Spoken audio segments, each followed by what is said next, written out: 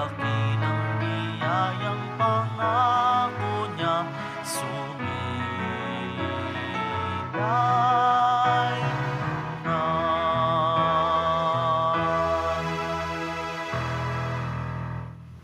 Simulan natin ang ating pagdiriwang sa ngalan ng Ama at ng Anak at ng Espiritu Santo. Amen. Ang pagpapala ng ating Panginoong Hesukristo, ang pag-ibig ng Diyos Ama, at ang pakikipagkaisa ng Espiritu Santo naway sumainyong lahat. At sumaiyo rin. Mga kapatid, tinipon tayo bilang kaanib ng angka ng Diyos. Kaya dumulog tayo sa mawaing Panginoong nagpapatawad ng lubos. Sinugong tagapagpagaling sa mga nagsisisi, Panginoon, kaawaan mo kami. Panginoon, kaawaan mo kami. Dumating na tagapag-anyayang mga makasalanan ay magsisi, Kristo, kaawaan mo kami. Kristo, kaawaan mo kami. Nakaluklok ka sa kanan ng Diyos Ama para ipamagitan kami. Panginoon, kaawaan mo kami. Panginoon, kaawaan mo kami. Kaawaan tayo na makapangyarihang Diyos, patawarin tayo sa ating mga kasalanan at patnubayan tayo sa buhay na walang hanggan. Amen. Manalangin tayo. Ama naming makapangyarihan, ikaw ang lumikha at tagapamahala ng tanang umiiral. Tunghayan mo kami upang ang iyong awa ay aming maranasan at ipagkaloob mong ikaw ay aming wagas na mapaglingkuran. Sa pamamagitan ni Jesucristo, kasama ng Espiritu Santo, magpa sa walang hanggan. Amen. Magsiupo na po ang lahat. Pagbasa mula sa unang sulat ni Apostol San Pablo kay Timoteo. Pinakamamahal, sa ngalan ng Diyos na nagbibigay buhay sa lahat ng bagay, at sa ngalan ni Kristo Jesus na nagpatotoo sa harapan ni Poncio Pilato, iniuutos ko sa iyo ang mga tagubiling ito'y panatilihin mong mabisa at walang kapintasan hanggang sa pagdating ng Panginoong Hesukristo. Sa takdang panahon, siya'y ihahayag ng mapagpalang Diyos, ang makapangyarihang Hari ng mga hari at Panginoon ng mga Panginoon. Siya lamang ang walang kamatayan, ang nananahan sa liwanag na di matitigan. Hindi siya nakita o makikita ni numan. Sa Kanya ang karangalan at ang walang hanggang kapangyarihan. Amen. Ang salita ng Diyos. Salamat sa Diyos. Sa Panginooy dumulog, upang papuri ihandog. Sa Panginooy dumulog, upang papuri ihandog. Umawit sa kagalakan ang lahat ng mga bansa. Panginooy papurihan, paglingkuran siyang kusa. Lumapit sa harap niya at umawit na may tuwa. Sa Panginooy dumulog, upang papuri ihandog. Ang Panginooy ating Diyos, ito'y dapat malaman. Tayo'y Kanya, Kanyang lahat. Tayong lahat na nilalang. Lahat tayo'y bayan niya, kabilang sa Kanyang kawan. Sa Panginooy dumulog, upang papuri ihandog. Pumasok ka sa Kanyang templo na ang puso'y nagdiriwang. Umaawit, nagpupuri sa loob ng dakong banal. Purihin ang ngalan niya at siya'y pasalamatan. Sa Panginooy dumulog, upang papuri ihandog. Mabuti ang Panginoon, pag-ibig niya'y walang hanggan. Siya'y Diyos na mabutit, laging tapat, kailanman. Sa Panginooy dumulog, upang papuri ihandog. Magsitayo po ang lahat. Alleluia,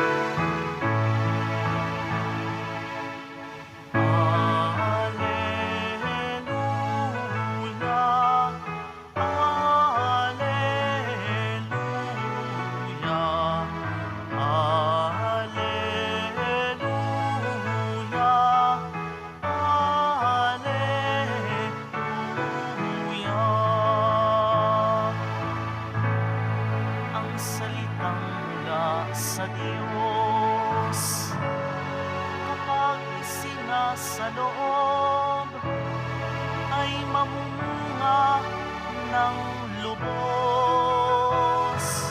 Alleluia, Alleluia, Alleluia,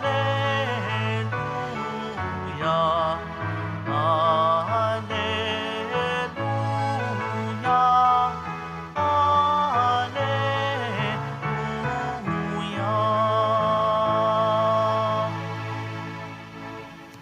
Sumainyo ang Panginoon. At sumaiyo rin. Ang mabuting balita ng Panginoon ayon kay San Lucas. Papuri sa iyo, Panginoon.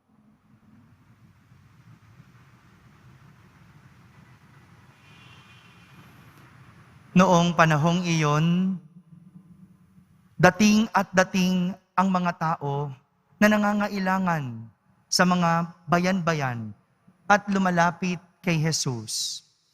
Nang natitipon na ang napakaraming tao, isinalaysay niya ang talinhagang ito. May isang taong lumabas para maghasik ng binhi. Sa kanyang paghahasik, may binhing nalaglag sa daan at nayapakan, at ang mga ito'y tinuka ng mga ibon.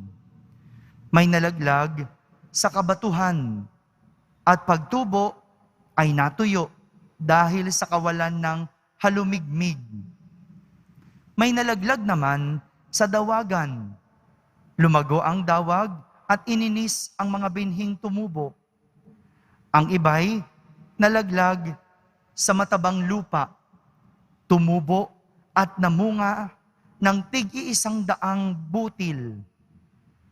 At malakas niyang idinugtong, makinig ang may pandinig. Itinanong ng kanyang mga alagad kung ano ang kahulugan ng talinhagang ito. Sumagot si Jesus, sa inyo'y ipinagkaloob na malaman ang mga lihim tungkol sa paghahari ng Diyos. Ngunit sa iba ay sa pamamagitan ng mga talinhaga, upang tumingin man sila'y hindi makakita at makinig man sila'y di makaunawa. Ito ang kahulugan ng talinhaga. Ang binhi ay ang salita ng Diyos. Ang mga binhing nalaglag sa tabi ng daan ay ang mga nakinig, ngunit dumating ang dyablo at inalis sa kanilang puso ang salita upang hindi sila manalig at maligtas. Ang mga nalaglag sa kabatuhan ay ang mga nakinig ng salita at tumanggap nito ng may galak. Ngunit hindi ito tumimo sa kanilang puso. Naniwala silang sandali, subalit sa panahon ng pagsubok ay tumitiwalag agad. Ang mga nahasik naman sa dawagan ay ang mga nakinig, ngunit nang malaon ay nadaig ng alalahanin sa buhay at ng pagkahumaling sa kayamanan at kalayaan. Kaya't hindi nahinog ang kanilang bunga. Ang mga nahasik naman sa matabang lupa ay ang mga nakinig ng salita. Iniingatan nila ito sa kanilang pusong tapat at malinis, at sila'y nagtsatsagang hanggang sa mamunga. Mga kapatid, ang mabuting balita ng Panginoon. Pinupuri ka namin, Panginoong Hesukristo. Magsiupo na po ang lahat. Isang magandang araw po sa inyong lahat. Ginamit ni Jesus ang talinhaga ng naghahasik ng binhi para ipakita hindi lang kung paano tumutubo ang tao, kundi kung paano nasisira ang tao. Paano nasisira ang tao. Minsan, maganda din namang makita ang isang aral sa perspektibo ng negatibo. Ika nga, may matututunan sa pagkakamali. Ipinakita sa atin ni Jesus sa pamamagitan ng kanyang talinhaga kung paano tumutubo ang isang tao. At ito ay kapag naitanim ng may pakikinig sa salita at mga pangaral. Itinanim ang salita, tutubo ang salita. Tumutubo ang isang tao kapag iniingatan sa kanilang puso at pinagtsatsagaang mamunga ang salitang itinubo o itinanim. Pero, pinagtuunan ni Jesus ang iba't ibang paraan kung paano nasisira ang isang tao. Una, sabi sa ating talinhaga, nasisira ang tao kapag inalis sa puso ng tao ang salita o pangaral na itinanim. Kapag sinimulan mong kalimutan, kapag sinimulan mong alisin yung mga natutunan at itinuro sa iyo, diyan magsisimulang masira ang tao. Pangalawa, nasisira ang tao kapag hindi tumitimo ang salita o pangaral. Hindi ba? Meron sa atin, pinagsasabihan mo, akala mo nakinig, akala mo naintindihan, pero hindi tumimo, kaya hindi natandaan. Nasisira ang tao kapag ang isang pangaral o ang salita ay hindi tumitimo. Pangatlo, nasisira ang tao kapag dumaan ang pagsubok, agad tumitiwalag sa mga pangaral at salita. Meron namang iba, yung akala mo magaling. Akala mo kaya. Pero noong dumating ang pagsubok, nakalimutan agad ang mga pangaral. Nakalimutan agad ang mga naituro. Sila yung agad tumitiwalag, agad nanghihina, at agad sumusuko pag dumarating ang pagsubok. At pang-apat, nasisira ang tao kapag nabubuyo ang isang tao. Nabubuyo. Sila yung madaling mapaniwala. Sila yung madaling sumunod sa kung kani-kanino. Kaya sa huli, imbis na natuto, dahil nakinig sa iba, nasira. Kung babalikan po natin ang lahat ng ating mga pagkakamali sa buhay, lahat ito ay may kaugnayan sa mga ibinigay ni Jesus na dahilan. Kaya nga sa huli, di ba, kapag nagkamali tayo o kapag nasira ang isang tao, ang ating nasasabi, kung nakinig lang sana ako, kung sumunod lang sana ako, kung tinanggap ko lang ang lahat ng mga payo. Ganitong nangyayari sa tao kapag nagkamali at hindi sumunod sa mga pangaral.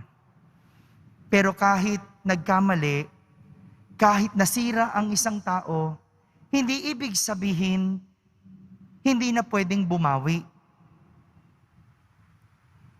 Matuto lang at huwag nang ulitin. Higit sa lahat, pwede nating balikan yung mga pangaral at mga salitang itinuro sa atin. Ganun lang naman ang buhay. Kapag nagkamali, matuto, itama, balikan ang aral at isabuhay. Pero ang mali, nagpapatuloy kapag ang tao hindi na natututo, hindi na nakikinig, at higit sa lahat, hindi binabalikan ang aral. Mga kapatid, tinuturuan tayo ni Jesus kung paano huwag magkamali at huwag masira. Lahat ng ating mga pagkakamali at mga mali ay ating maituwid sa pamamagitan ng pakikinig, pagbabalik, at pagsunod sa mga salita at pangaral. Amen.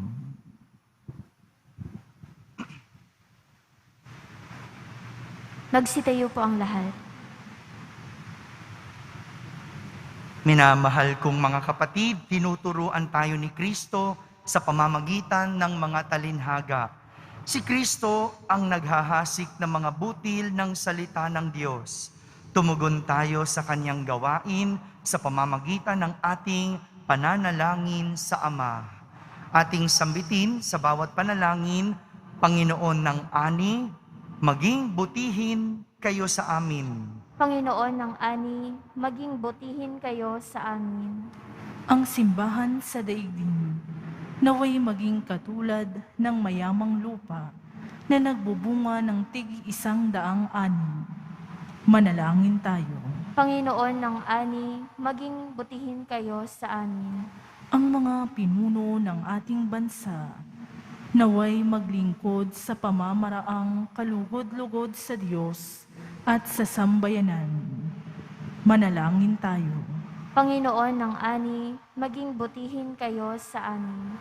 Ang salita ng Diyos sa ating buhay, naway huwag sakaling ng mga hindi na itatamang mga ambisyon at pagkamakasariling. Manalangin tayo. Panginoon ng ani, maging butihin kayo sa amin. Idalangin natin ang pagsugpo sa pandemya. Pagalingin ang may karamdaman, lalo na ang ating minamahal na Arsobispo na si Jose. Patatagin ang mga kumakalinga sa kanila at tulungan tayong lahat na maging matatag sa pananampalataya at pagmamalasakit. Manalangin tayo. Panginoon ng ani, maging butihin kayo sa amin. Ang mga yumao naway masiyahan sa liwanag, kaligayahan at kapayapaan sa kalangitan, at yaong mga nabibigatan sa pagdadalamhati, naway mapatatag ng salita ng Diyos. Manalangin tayo. Panginoon ng ani, maging butihin kayo sa amin. Sa katahimikan, ating ilapit sa Diyos ang ating mga pansariling kahilingan.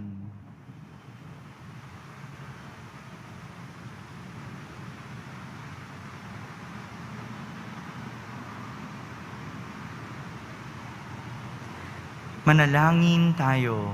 Panginoon ng ani, maging butihin kayo sa amin. Ama naming nasa langit, tulungan mo kaming makilala ang butil ng iyong salita at gawa sa aming buhay. Huwag dawa kaming magumon sa mga alalahanin ng mundong ito, bagkus maging aktibo kami sa pagdilingkod at tuluyan ng magbunga ito ng masaganang ani. Hinihiling namin ito sa ngalan ni Kristo na aming Panginoon. Amen. Magsiupo na po ang lahat.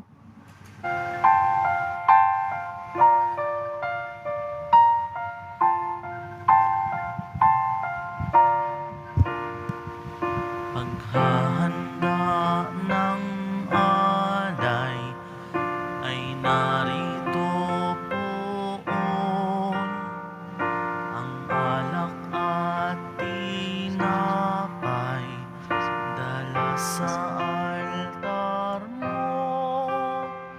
Anyo'y magiging tunay, dugo mo't katawan.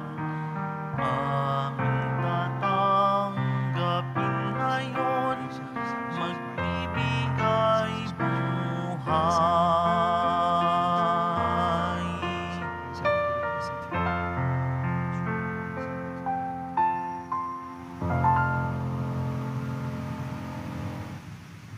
Magsitayo po ang lahat. Manalangin kayo mga kapatid upang ang paghahain natin ay kalugdan ng Diyos amang makapangyarihan. Tanggapin nawa ng Panginoon itong paghahain sa iyong mga kamay, sa kapurihan niya at karangalan, sa ating kapakinabangan at sa buong sambayanan niyang banal. Ama naming lumikha, maawain mong dinggin ang aming pithaya at paunlakan mo ang paghahaing aming inihanda upang ang mga handog ng bawat isang nagbigay para sambahin ang banal mong ngalan ay magkamit ng karagdagan mong kasiyahan. Sa pamamagitan ni Jesucristo, kasama ng Espiritu Santo, magpa sa walang hanggan. Amen. Sumainyo ang Panginoon. At sumairi. Itaas sa Diyos ang inyong puso at diwa. Itinaas na namin sa Panginoon. Pasalamatan natin ang Panginoong ating Diyos. Marapat na siya ay pasalamatan. Ama naming makapangyarihan, tunay ngang marapat na ikaw ay aming pasalamatan. Sa iyong paglingap at kagandahang loob, ang tao'y nilikha mo't pinangasiwa sa sansinukob. Sa hangad mong siya'y iwastong lubos, siya'y pinagdusa mo sa kanyang pagtalikod. Sa iyong paggiliw, iyong ipinahintulot na makabalik siya sa pamamagitan ni Kristo Jesus.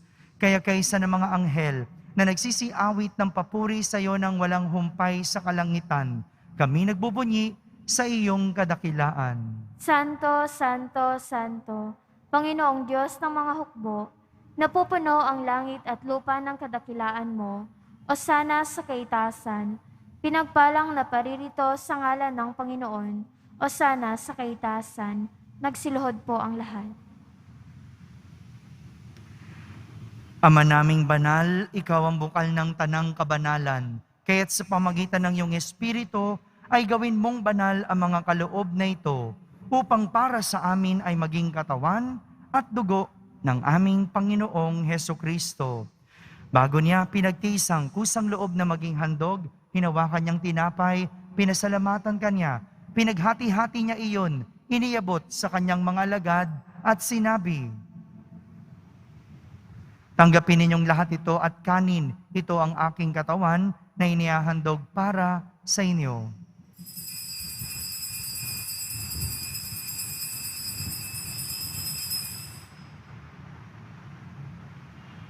Kaya hindi naman nung matapos ang hapunan, hinawakan niyang kalis, muli kanyang pinasalamatan. Iniabot niya ang kalis sa kanyang mga alagad at sinabi, "Tanggapin ninyong lahat ito at inumin. Ito ang kalis ng aking dugo, ng bago at walang hanggang tipan. Ang aking dugo ni bubuhos para sa inyo at para sa lahat, sa ikapagpapatawad ng mga kasalanan. Gawin ninyo ito sa pag-alaala sa akin."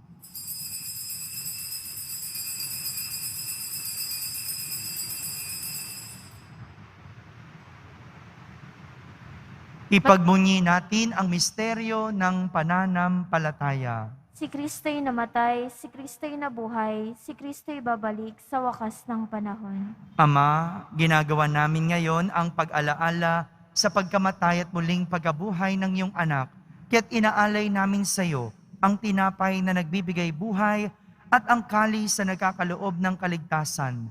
Kami nagpapasalamat dahil kami iyong minarapat na tumayo sa harap mo para maglingkod sa iyo.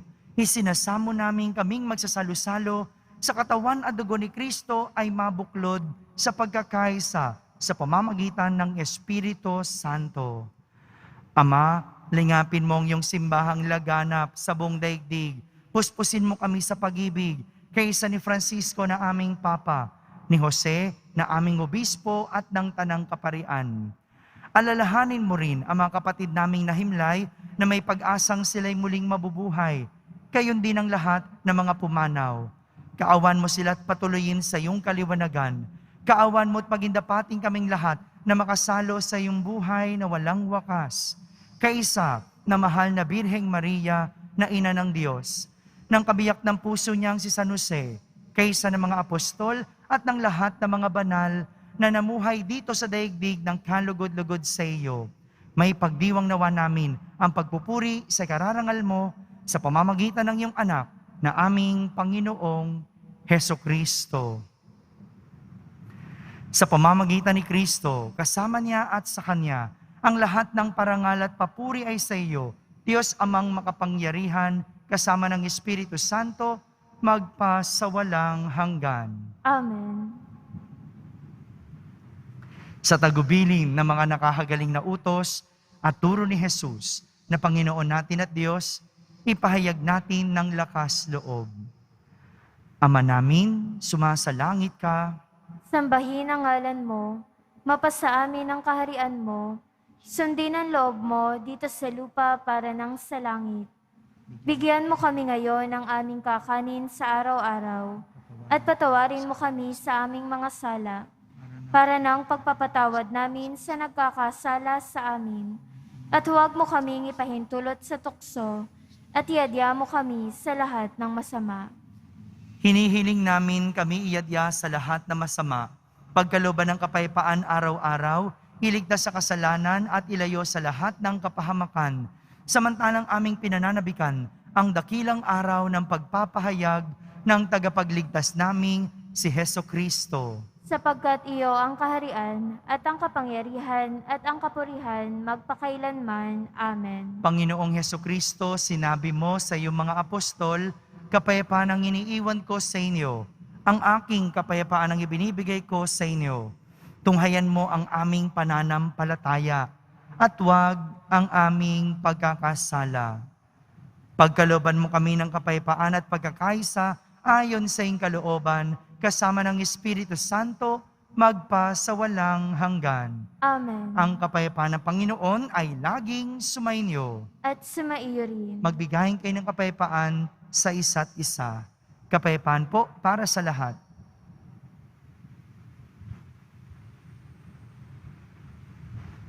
Kordero ng Diyos na nag-aalis ng mga kasalanan ng sanlibutan, maawa ka sa amin. Kordero ng Diyos na nag-aalis ng mga kasalanan ng sanlibutan, maawa ka sa amin. Kordero ng Diyos na nag-aalis ng mga kasalanan ng sanlibutan, ipagkaloob mo sa amin ang kapayapaan. Magsilahod po ang lahat.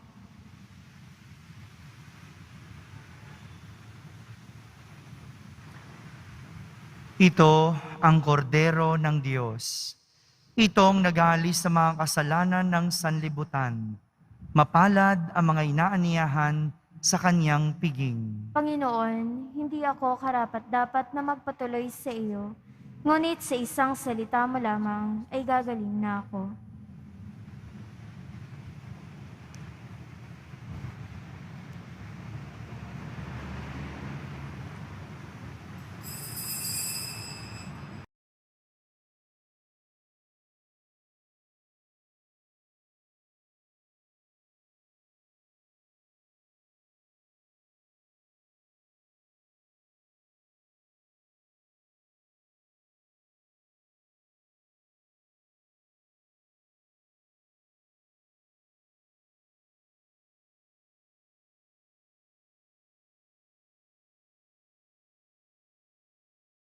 Manalangin tayo.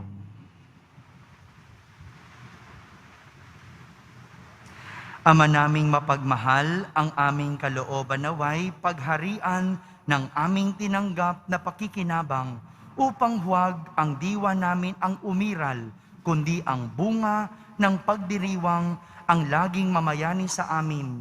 Sa pamamagitan ni Jesucristo kasama ng Espiritu Santo, magpa sa walang hanggan. Amen. Sumainyo ang Panginoon. At sumaiyo rin. Pagbabasbas ng Poong Yesus Nazareno. Mahal na Poong Yesus Nazareno, inihayag mo sa pamamagitan ng krus ang walang maliw na pag-ibig ng Diyos sa sangkatauhan. Pakinggan mo ang kahilingan ng iyong angkan na nagsusumamo sa iyo. Makamtanawan nila ang inyong katugunan at tanggapin ang kasagutan na may utang na loob na tinatanaw.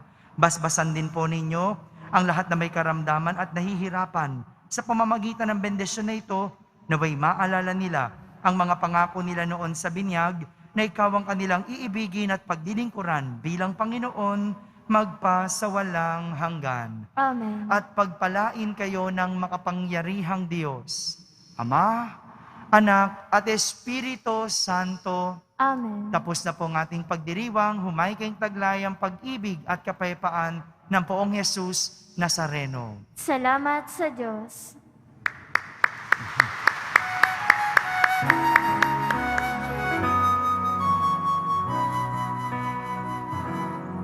Nuestro Padre Jesus Nazareno, sinasamba ka namin, pinipintuho ka namin, aral mo ang aming buhay at kaligtasan. Nuestro Padre Jesus Nazareno, iligtas mo kami sa kasalanan.